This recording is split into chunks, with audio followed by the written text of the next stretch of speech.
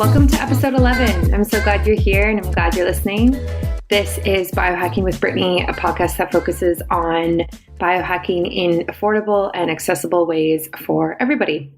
Today has got to be one of my favorite episodes that is coming out. It is with Kayleen Tinker, and we talk all about natural fertility and natural cycles and cycle syncing and seed cycling and all the cycling. And she really just shares with us her personal story with birth control, now being on natural birth control, and now she's actually trying to get pregnant, and just really all of the different things that she is working on with her husband for that. And it's a really personal story, and she's just got so much knowledge in this area. So it's so fun to talk to her because I'm super, super passionate about this topic. And I'm actually thinking about taking my business and consulting to this area in the future once I become a registered holistic nutritionist, which will be soon, as school is basically done by now. Yeah, it's really exciting. And this is just like so filled with information, this episode. So if you have any questions, obviously reach out. I would love to chat. I'm sure she would be open to like you reaching out to her as well if you have any like personal questions or anything of the sort. But we both have kind of done similar things. So I'm sure like either of us will be able to help.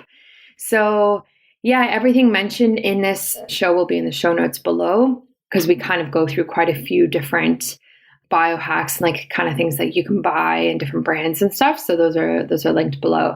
But yeah, let me know what you think. I'd love to get some feedback. Thank you for the reviews that have come in. That's like just so nice. And like, I love reading them and I'm always surprised when I get notified that there's a review. Thank you for that. And obviously, once again, if you have like anyone that you would love to hear on or any type of topic you'd love for me to chat about, let me know. Yeah, like episode comes out every week, comes out every Thursday now. I'm back in Canada, so I'm on this North American time schedule. And yeah, let me know what you think and I hope you enjoy it. Hi, Erica. I'm so excited to have you on the show today, the podcast, the show, whatever it's been called lately. I would love for you to dive into everything that you know about anxiety and how you got here to where you are right now as a life coach, and just kind of like your journey towards why you're doing this and how you got here. Yeah, well, first, thank you for having me on the show. It's great, and I'm super excited to talk about anxiety, which is kind of funny, but it's one of those topics that I feel like I could just talk about forever. So this is really fun to be here. And kind of to start with my story and my health and fitness story, it really, it started in childhood. I grew up around sports. I was always a very active physical person. So it was never the physical body that I was lacking, but it wasn't actually till a serious event in my life that happened that I really had to tap into a more holistic mindset of health, that it's not just about your body. And this happened in my early 20s. I actually lost my father, and it made me pretty much question everything that I knew. And that's also when I started having massive anxiety attacks that seemed to have come out of nowhere. And from that point in time, I've always been a seeker and not really one to tolerate suffering or staying stuck. So I really dove into psychology and finished my undergrad with a degree in psychology, and then also got my master's in psychology. And I worked as a therapist for a couple years, interning and collecting hours and doing that whole path. But I found out pretty quickly on that that was not the right path for me. And I dove back into fitness and personal training and yoga and stayed in that space because it felt safer and more familiar for a long time. And then I had a major shift moving from California to New York. And through that transition, I started to feel not aligned and not grounded. And I have a hard time slowing down and tapping into my parasympathetic. And I finally started creating that space for myself in the last year. And it was in that space that the whole idea of wanting to work with women who've also shared a similar struggle was born. And from there, I kind of haven't looked back and have just been diving deeper into connecting with women who shared a similar journey as my own. Wow, that's amazing. You have such a holistic background of both like part personal training and the physical part, but then also the mind, the anxiety, the spiritual part of it. So you talk about like tapping into the parasympathetic. What does that mean? And what would you recommend to people who have a difficult time doing the same thing? Yeah. Well, it's really, really important to understand our nervous system. I think a lot of people really are never educated on what that is and that there's different systems at play within our body. And both of those systems can be activated through the body or through the mind.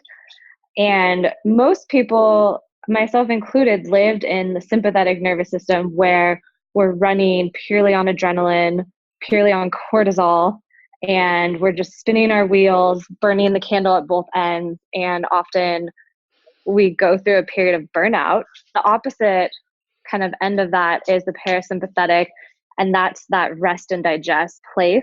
And knowing that that's available to you is huge, first off, just the awareness of that. And secondly, it really brings us back to our natural rhythm, and we can really slow down, reconnect, and like tap into that inner knowing.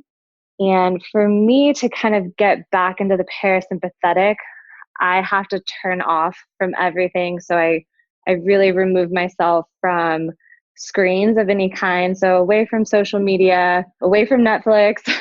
And what helps me the most is really baths, like bubble baths, and reading books and getting outside in nature. I don't know if I'm sure you are, but familiar with earthing. But to me, like getting your feet actually planted barefoot on the ground is one of the things that it just resets my entire body and my entire mind almost instantly. Yeah, I definitely understand what you're saying.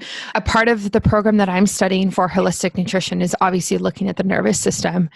And it's interesting when you study it because you realize all the things that trigger you to be out of balance with it. So for me, it's overstimulation. And whether it's, like you said, screens, or if it's even caffeine or like that type of stimulation, or also if I have too much on the go, like too much on my plate, like my to-do list is too long, like anything that is just like way too much, I can feel that it's out of balance and I just don't feel normal. And I feel very like my heart rate is higher, go, go, go. And like, there's just no calming. So things like earthing is actually very, very helpful. And like turning everything off and unplugging is great. So yeah, definitely. And sometimes when you go to do that for the first time or you haven't done that in a while, you actually feel more overwhelmed because it feels so unnatural and you're not used to it and not doing anything. I think in our culture, we feel a lot of guilt around it and that we should be being more productive. We should always have a to-do list. But if you can kind of work through that initial discomfort and that initial surface chatter, it's like you really tap into a different space and that overwhelm, it melts away. yeah, I think it's hard because you're doing nothing essentially, right? So if you use like meditation, I mean, you are doing something and it is making a difference, but you physically are just sitting there, you're not doing anything. And it's very different, exactly like you said, like from what society teaches us about go, go, go and have a full-time job and have a side hustle and go to the gym every day and do this and that, like, yeah, it's pretty intense. So in your practice, what type of issues in the last year or so do you see, or trends do you see coming up more often now? Yeah. So who I work with, the women that I work with, it's really specific. I've kind of honed in on the niche that, I want to personally work with, but the core of it is anxiety. And often within that is panic attacks. And the way that most women that I've worked with kind of find themselves in that anxious state is they've either experienced a pretty significant trauma in their life or they've experienced a pretty significant loss.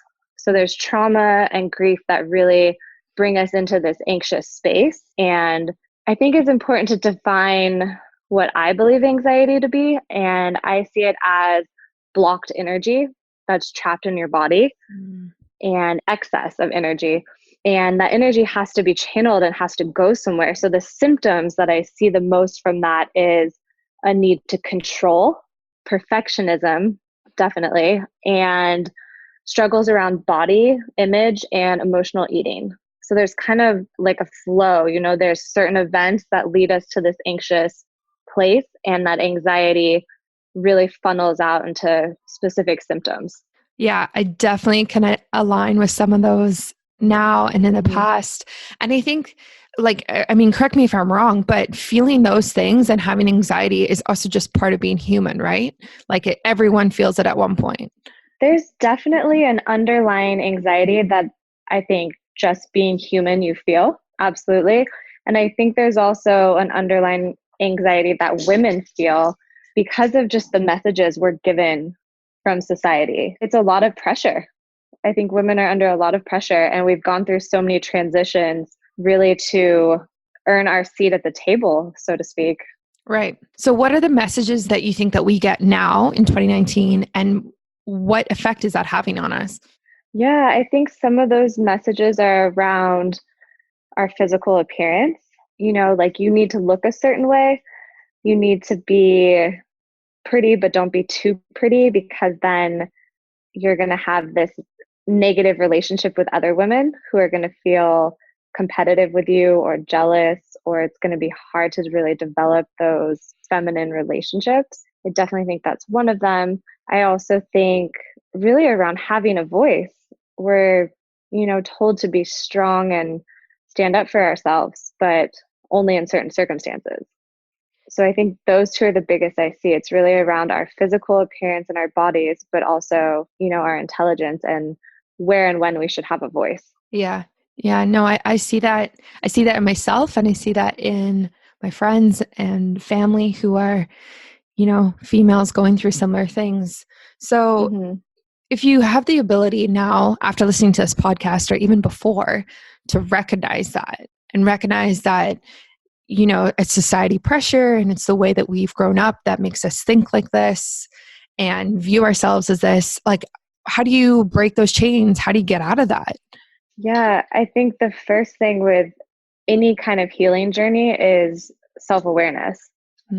And we can't always control when that self-awareness happens. But the more we start to pay attention and the more we're intentional about our actions and create some consistent habits, the moment of having that aha experience or that awakening is much more likely, if that makes sense. Yeah, it does. But how do you differentiate between consistent habits every day and the letting go of control part? Yeah, that's a really good question. I like to really look at the two words routine and ritual. And I find that routine it puts us a bit in a box, and we kind of get stuck doing something because we should do it. And often we fall out of routine and we don't keep it because it's so rigid. But on the other end, there's the opportunity to create rituals. And I think the ritual is not so much in doing the specific thing every day at the exact same time, but the ritual is creating moments throughout your day to check in with yourself. And when you have that moment of check-in and really hearing what your body and your mind needs, then you can, from there, choose the kind of ritual that you need in that moment. I like that. I like ritual versus routine. Ritual just sounds nicer in general. Yeah, it definitely does. Yeah, and easier to maintain. Because go ahead. Oh no, I was just saying, yeah, I totally agree. Because I think it's the routine of the pressure, honestly, of going to the gym or exercising to have some sort of body that you think you're supposed to have 5 days a week, every day at lunch, you got to go, and there's just so much pressure. And then I think guilt comes into it too, right? So if you don't go to the gym, if you don't go to the gym for a week, if you don't meditate, if you eat bad food, whatever it is, right? I think there's guilt that's a huge part of this, and shame. So do you see that come up with your clients as well? Definitely. I think guilt and shame is core to most of their experiences, my own as well. Mm-hmm. And shame is so powerful. And a lot of times when we're in shame, we don't even realize we're in shame. And it's really the shame that perpetuates our suffering, because the shame is telling us not to put voice to what we're feeling. And it keeps all those feelings in the dark. And if I'm specifically talking about anxiety, one of the things I see across the board, and this was also my experience, was that we don't talk about it. And so every woman that I've worked with and spoken to has said, wow, I've never talked about this before. One of the hardest struggles I have is telling my partner, I feel anxious right now, talking about it in the moment. And that fear and ability to be able to talk about it is completely rooted in shame. Mm.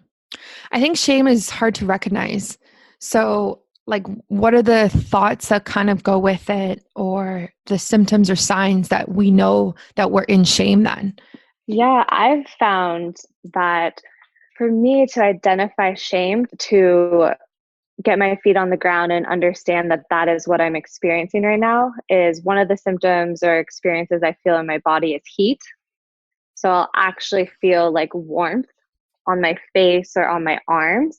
Those are kind of my two trigger identifiers that I'm feeling shame. And also, it's the mindfulness piece of catching the thought loop that you're in.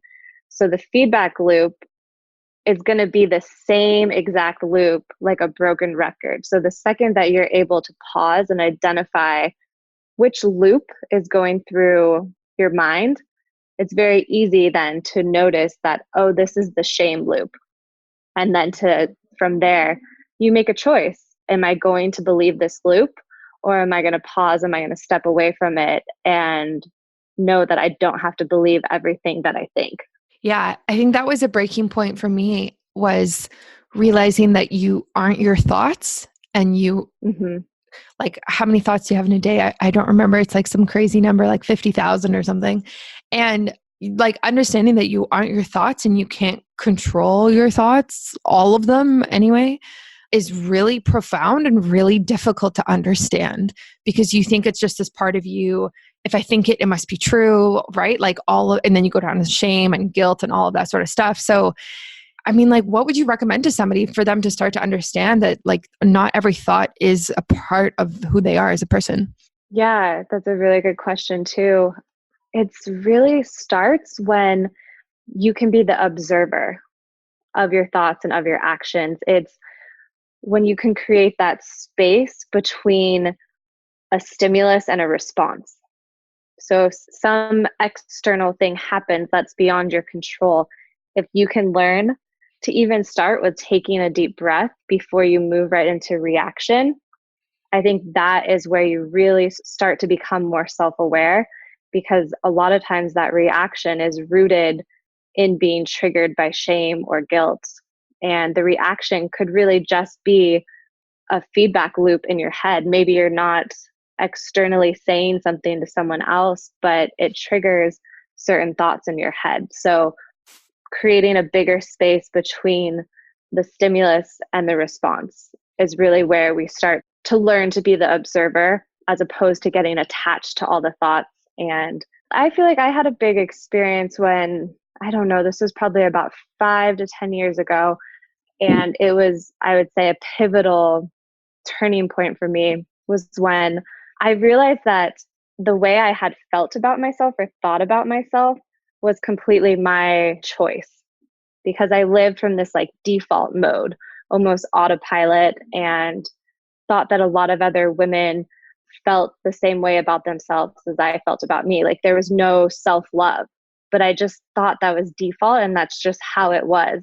So it took, something to shift me out of that and be like, wow, I don't have to accept this. This doesn't have to be the truth. This is just chatter. So it's, identifying that you do have a choice.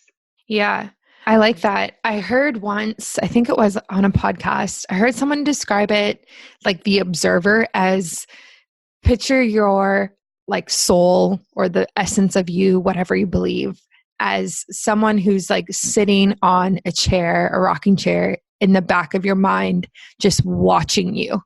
And like, that's who you are. And they're just watching your thoughts and they're watching your actions. And all they're saying, there's no judgment, there's no comments. All they say is, oh, you did that? Oh, that's interesting. And that's it. And it's just separating between, I guess, what you're doing and what you're thinking, and then like who you are at the very, very core level. Yeah, that's a really great analogy. I love the image of just being on the rocking chair too. It's like soothing. Yeah, exactly. Exactly.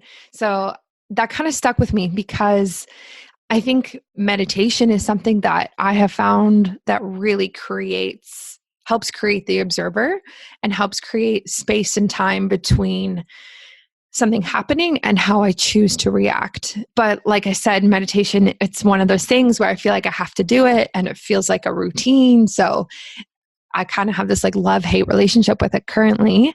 But aside from meditation, like what other recommendations do you give to people and your clients to help them with this sort of thing? Yeah, I can relate to the meditation piece too. It's a muscle we have to build, and I find that sometimes I have to force it as well. But what helps me with the meditation piece is really switching up the kind of meditation I do so it doesn't look the same every day. So maybe some days I'm listening to binary beats while I'm focusing on a mantra. And then other days I might turn on Headspace or Calm or Breathe and listen to a completely guided one. Or one day I might do it in silence, and kind of playing with the different ways that you can meditate. That's really helped me be more accepting of having it a part of my daily ritual, we'll say. But outside of meditating, I definitely am a huge believer in journaling, and that's definitely not reinventing the wheel there.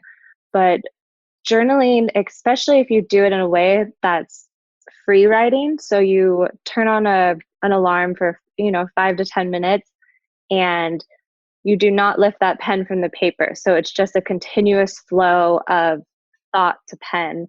And it's almost like this brain dump. And usually where you start in the journal that particular day and where you end, it's amazing the transformation that just happens in that 10 minutes. The beginning could even be, I don't want to write today. Why am I writing today? I have nothing to say today. And at the end, you may have stumbled upon such a profound insight that you're floored by it. So I think journaling is super powerful. And I also am a huge believer in yoga because it really connects, our entire being. It connects breath to movement, body to mind. And I think it's such a powerful experience. And within yoga, it's also very much about opening. And I think a lot of us store most of our blocked emotions in our hips. So having a practice, whether it be going to a yoga studio or a stretching practice, but really learning how to release your hips really helps to start freeing up a lot of that blocked energy. Yeah, I love that. I actually had a planner at one point and it had a brain dump in it as part of it. I think there was one I think it was every month, but it was very, very helpful. So I think I'm actually going to try doing that today because it's Monday for me today. And I find that Mondays kind of might be the hardest day and for this type of thing and for a lot of people. So doing these types of practices, I think are very, very helpful on the busier days, which sounds counterintuitive, but it actually makes a difference. And then with the yoga, absolutely. And I've heard that the recent research that is coming out about yoga and why it's so beneficial is not necessarily the movements or the increased flexibility or the benefits on your joints. That's all great. But the biggest improvement and the biggest benefit is actually the breathing from it. Because you're flowing through poses and you're breathing deep into your belly, which is not normal for most people now. That's why you're getting all of these benefits, which is very interesting. And I've had yoga teachers say just so you know, it's not about the pose. It's just about you breathing throughout this whole class and slowing down and realizing your thoughts and just kind of connecting mind with body. So I definitely see that. Yeah, I think that's definitely true. The breathing piece. But also the biggest thing for me, and not so much just about gaining flexibility, but a lot of the stretching and poses within your typical yoga movements release the psoas. And I don't know if you've done any research around the psoas, but the psoas is actually known as our muscle of the soul. And because of our culture is so dominated by sitting and kind of that posture in the hips really tightens up our psoas. And the psoas connects, our lower body to our upper body. It supports our posture, our core. It's really so important in any movement we do. And when the psoas is so tight, it actually triggers our body that we're in danger. So having a tight psoas is directly related to a whole physiological process of our mind being in the flight, fight, freeze mode. Like our amygdala is triggered based on our psoas being extremely tight. And how would you know if your psoas is too tight?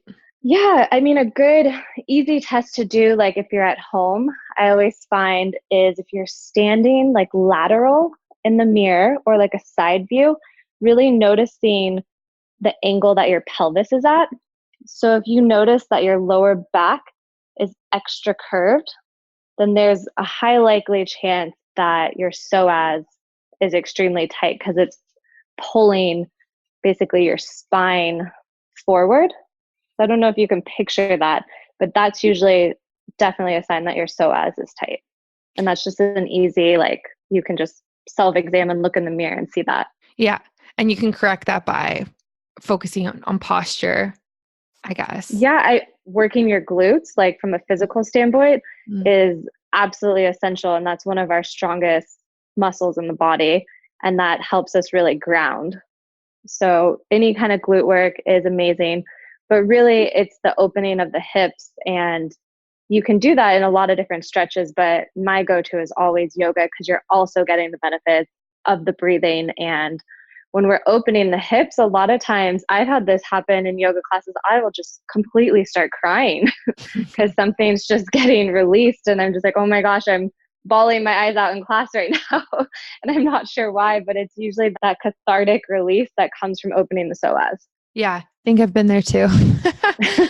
But that's good though. That's good to know. And it's interesting about working your glutes, that is the grounding muscle for that. I didn't know that I didn't know that. I mean, I've always tried to work glutes, so important, obviously, for physique and whatnot.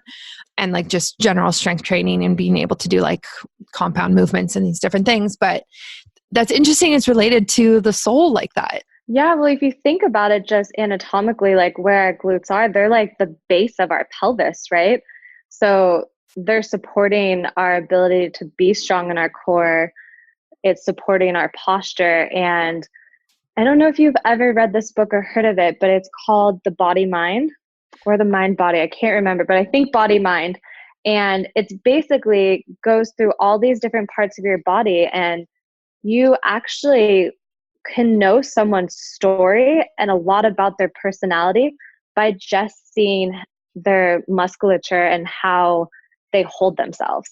If you see someone with very rounded shoulders or rounded in the back, oftentimes that's there might be some depression there or definitely insecurities, and that roundiness is kind of, they're caving in around their heart. So they're very much in a protective stance. So you can see this in all different parts of the body, and it all kind of symbolizes different emotions and different holding patterns. So bringing it back to anxiety, what does anxiety look like then from that body standpoint? Definitely the tight hips and the exaggerated lower back curves. Lordosis is what it's called. Would definitely see it in the shoulders rounding as well, because a lot of anxiety, the symptoms is in the chest, right? When people are experiencing panic or just a lot of overwhelm, a lot of times it feels like there's a weight on your chest. So you're trying to kind of sink back from that weight. And that's, to me, those two things are pretty good sign that someone might be struggling with that. Right. So when you're sitting down and working, knowing all of this physiology, how do you sit? Do you have a standing desk, or what do you recommend for everybody who works 9 to 5 or is even an entrepreneur, but actually sits a lot and that's just part of their life. Yeah, for better or worse, I can't sit still for that long. It might be my anxiety or I naturally just need to get up and move. So I would say very simple, easy advice is every 30 minutes to an hour, get up and move. Whether that's just around your house, it's going to grab water, maybe it's really being strategic as to when you schedule your workout during the day. But yeah, for me, constantly getting up and moving and shaking it out. I keep a foam roller in my living room. So I get down on the ground and start rolling out different parts of my body, like all different times of the day. I also love to throw my laptop up on like a higher table so it acts as a standing desk. That's really helpful to me too. But I think it's just being aware of how much time you're staying in one position, because it's that repetitiveness that really kind of locks us into a certain posture. Yeah. So the standing desks are great, but one criticism of them is that if you stand for 8 hours, it's not any better than sitting for 8 hours because you're still keeping your joints and your muscles in the same position. So it's about moving, not necessarily not sitting, if that makes sense. Yeah, definitely. And I've never actually stood behind a standing desk for 8 hours, so I don't have the personal experience of that.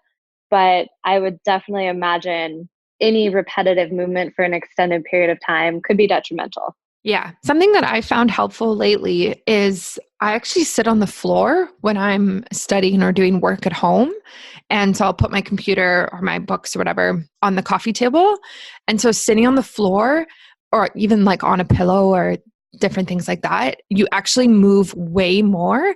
So like, you're cross-legged and then your legs are out straight and then one leg is up. And so that's actually very, very helpful for me and really gets into my muscles and hips and joints. It's funny you say that because I definitely sit on the ground all the time. Often I even eat on the ground. Yeah. And to me, I think I focus better there because I feel more grounded. So I don't even think about it so much this is better physically for me, but mentally, I think I do my best work if I'm literally grounding and being on the floor. Yeah. Also, I find there's something like childlike about it and almost like innocent about it that I just really like. Like it just feels different from going to sit at a desk. I don't know if that makes sense. Yeah, no, definitely. There's an element of safety and there's an element of play. And it feels like there's more freedom. Yeah, exactly. So going into nutrition with anxiety, do you like what are types of food that you should try and kind of not ignore, but decrease not to bring up anxiety episodes or anxious feelings, thoughts, all that type of thing? Yeah. So that's such a good question. And I think nutrition absolutely has the power to help heal anxiety. But I do think it is dependent on each person, right? There's definitely a unique piece to it for each person. But the things across the board that I see is definitely cut out caffeine.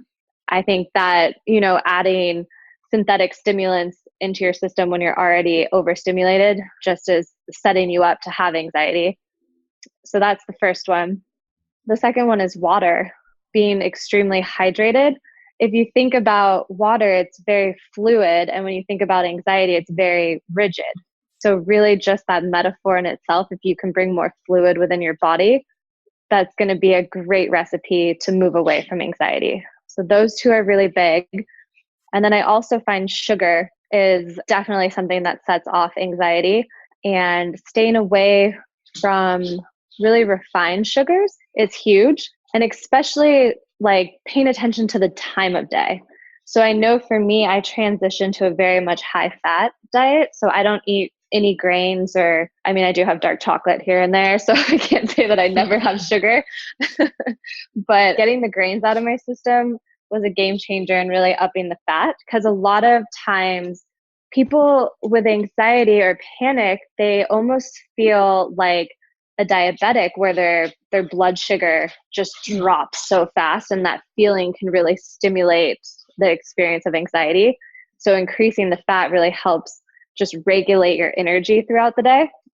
I think also, like I said, timing of food is so big. I try never to go longer than 4 hours without having something in my system. That just keeps me very steady throughout the day. Always eating breakfast. I think breakfast is one of the most important meals of the day. It's also my favorite. Not to say that I'm not a believer in intermittent fasting, but if you're really heavily struggling with anxiety, getting breakfast in your system is a good idea. So those would be my top nutritional suggestions. Thank you. That's amazing. I think that the fat is really important when it comes to supporting the nervous system. You want to be getting enough healthy fat and enough EFAs, which is essential fatty acids. And to all of the clients that I have and friends and family, when I see that come up for them, that is what I recommend is get your omega-3s in, get your cod liver oil or fish oil or flaxseed oil, however you want to take it. But you need to be getting in the healthy fats because it helps your nervous system run better. It's like fuel for your nervous system, essentially. And so if you're not taking these in and you're eating a high processed diet of junk food and, poor quality meat and grains and sugar, like your system is just in overdrive. And it takes a while for you to actually come back from that, I find. Yeah, I would totally agree. And especially if that processed food is in your system shortly before going to bed, I feel like it completely interrupts your hormones and the whole process, of melatonin, and really your sleep cycle gets messed up. And sleep is crucial for healing anxiety and really getting on a sleep schedule. So definitely the high fat, regulate your hormones too. Yeah, that's a big one too. And regulating your hormones helps you feel better. Yeah. So that definitely plays a part into anxiety. Yeah, I actually just created a 1-page cycle syncing PDF, I guess. And it talks about all the different nutrients and food that you need during different phases of your cycle because of your hormones and because of the way you feel. And everything's connected. So it's pretty amazing when you can start putting the pieces together. Yeah, definitely. And I love that you're doing that kind of work because I also have ambitions of diving deeper into, I think I mentioned to you before the book, The Woman Code. And it's much about that work. And I would love to bring that in a bit more with working with anxiety, because I think that would be helpful as well. Because I notice certain phases in my cycle seem to make me more prone to anxiety as well. Oh, interesting. So would that be, which phase would that be? Would that be luteal phase that you experience that, or?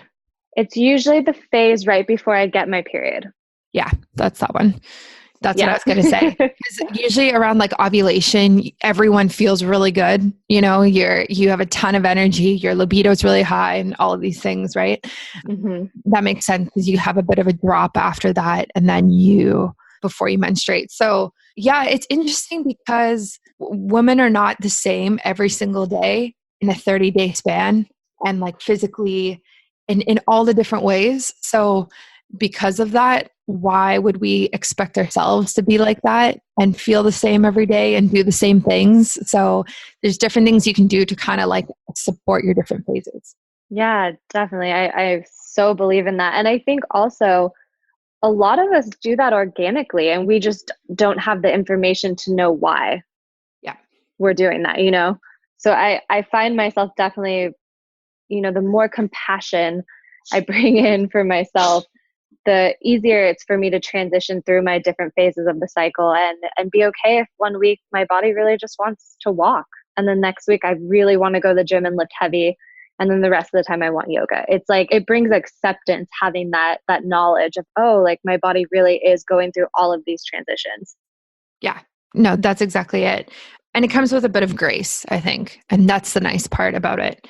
And just like you said, like yoga and then the gym, and like it's okay to do different things, but it's very different from how most people see it right now. But I do think it is changing. I think so too. And I think grace is such a beautiful, powerful word. And I think we could all have more of it and would definitely feel more connected if we did. Yeah. Easier said than done, but yes. Yes. Anyway, thank you so much for coming on the podcast. This was like such a great discussion about anxiety in the body and the mind, what to do with it and how to move past it. Just like you're just a wealth of knowledge. Oh, thank you. Yeah, no, this is really fun. And I'm excited to continue following your work and learning more about cycle syncing. I think it could help so many women with anxiety. Yeah, I have the PDF up on my website. So if anyone wants to download it, they can go there or just message me about questions about it. But yeah, definitely. And thank you for that support. Of course. Yeah, absolutely. I hope you got a lot out of that episode. It's always so fun to talk about topics like biohacking, but also biohacking fertility, which I'm super interested in and passionate about, and just chatting about it with someone who is as well. Of course, like everything's in the show notes, like I mentioned, and reach out to me if you have any questions. I also have the cycle syncing PDF that I made. It's called Biohack Your Cycle. It is on my website. It's just a one-pager. It's like a chart and basically just says what nutrients, food, lifestyle, supplements, fitness, and seed cycling and the moon phases and all these different things for the different phases of your cycle throughout the month. And following that can help you reduce any hormonal imbalances that you're dealing with, whether it is, you trying to get pregnant, or it's more on the side of like acne and PMS and really painful periods, or it can also be things like PCOS, which a lot of women deal with now. So learning to kind of live with your cycle and your natural rhythm is something I think I really want to explore. So if you even have any ideas about that, or like what you would like to see in terms of that topic, please reach out, because this is something I take very seriously and I want to develop it because I've seen the results for myself and I've seen the results for so many people, and very few people are talking about living within your cycle. And I kind of hear it like here and there on different podcasts now, but it's still not at all mainstream or like people even understand what it means. So definitely reach out. Even if you want to collaborate, that would be cool too. So I'm open to anything. So thanks so much for listening. I really appreciate it. And I look forward to having you back next week. Have a good one.